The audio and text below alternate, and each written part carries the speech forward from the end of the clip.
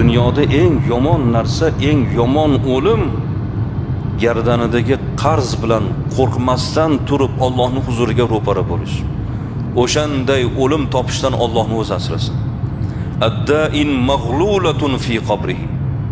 Qarzdor odam qarzi bilan ketsa, qabrida kishanlangan holati.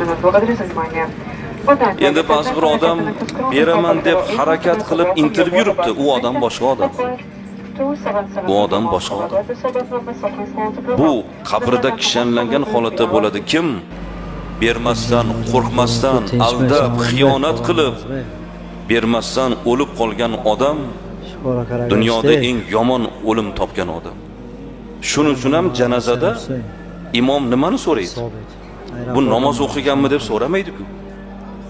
Bu hajga borganmi deb so'ramaydi-ku bu odam. Ular zo'rmi, tinchmi, salomga o'qishaman.